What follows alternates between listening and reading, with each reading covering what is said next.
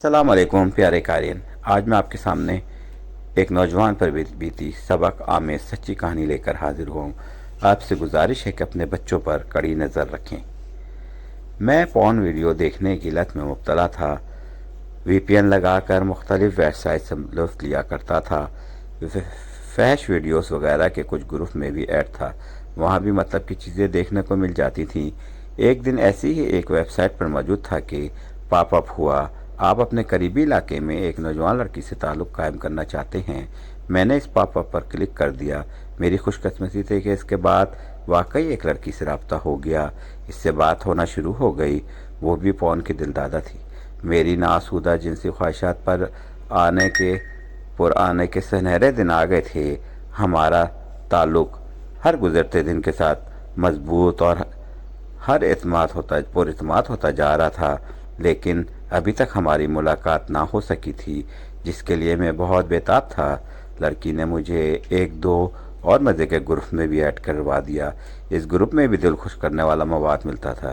ایک دن اس گروپ میں توہین مذہب پر مبنی کنٹینٹ شیئر ہوا، فحش تصاویر پر مقدس نام وغیرہ لکھے ہوئے تھے۔ میں نے لڑکی سے رابطہ کیا کہ یہ کیسا مواد شیئر ہوا ہے۔ اس نے کہا مجھے نہیں پتا، میری نظر سے شیئر نہیں گزری، مجھے بھیجو، میں بھی دیکھوں کیا معاملہ ہے۔ ہمارا اعتماد کا تعلق تھا، اس کو شیئر کر دیا کہ دیکھو۔ لڑکی کو یہ توہین آمیز مواد شیئر کرنے کے بعد میرے سے رابطہ منقطع ہو گیا، مجھے گروپ سے نکال دیا گیا۔ لڑکی نے بھی بلاک کر دیا، مجھ سے پیسوں کا تقاضا کیا گیا۔ میں غریب فیملی سے تعلق رکھتا ہوں، پیسے ادا نہیں کر سکا، پھر میرے اوپر توہین مذہب کا کیس بن گیا۔ یہ ایک سچی کہانی ہے جو توہین مذہب کے مقدمے میں قید ایک نوجوان نے میرے ساتھ شیئر کی ہے۔ کیا آپ کو یہ بات حیران نہیں کرتی کہ پچھلے کچھ سال میں FIA سائبر کرائم ونگ کے تحت درج ہونے والے توہین مذہب 295C کے 400 سے زائد مقدمات میں زیادہ تر متاثرین کے ساتھ بالکل اسی طرح کا واقعہ پیش آیا، اور ان کے خلاف FIR درج کروانے والے گھوم پھر کر وہی چند لوگ ہیں؟ کیا آپ کو توہین کے یہ معاملات مشکوک نہیں لگتے؟ اگر متاثرہ بچوں کے والدین کہتے ہیں کہ وزارت داخلہ اسپیشل برانچ اور کمیشن فار ہیومن رائٹس کی رپورٹس ہیں کہ ایک گینگ جس میں کچھ وکلاء، FIA کے کچھ اہلکار اور ایک معروف مذہبی شخصیت کے بھائی کی سربراہی میں گروہ کے چند ارکان شامل ہیں جو بچوں کو ٹریپ کرتے، انہیں بلیک میل کرتے اور توہین کے مقررات بنواتے ہیں، تو اس پر ایک فیکٹ فائنڈنگ کمیشن بنانے میں کس کو کیا اعتراض ہو سکتا ہے؟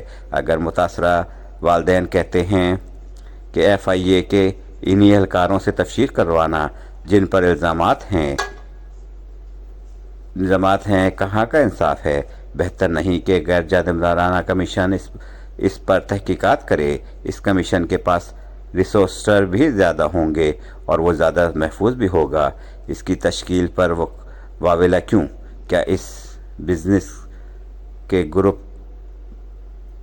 گروپ کے اپنے لوگوں کے پھنسنے کا خطرہ ہے جو وہ اس کی مخالفت کر رہے ہیں؟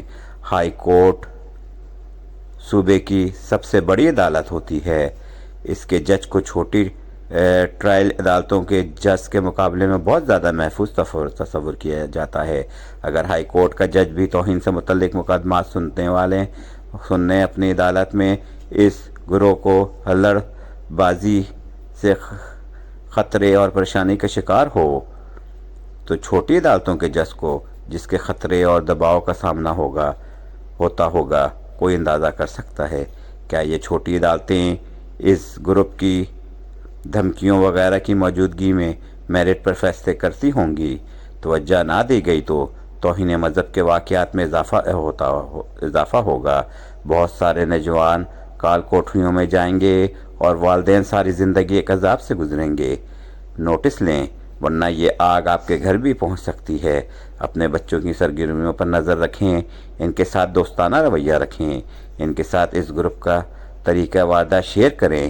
اس معاملے پر آپ کی اپنے بچوں سے بات چیت اور رہنمائی آپ کو مستقبل میں کسی بڑی مصیبت سے بچا سکتی ہے۔ پیارے دوستوں، آپ سب سے گزارش ہے کہ آپ اس مضمون کو پڑھ کے اپنے بچوں کی حفاظت کریں۔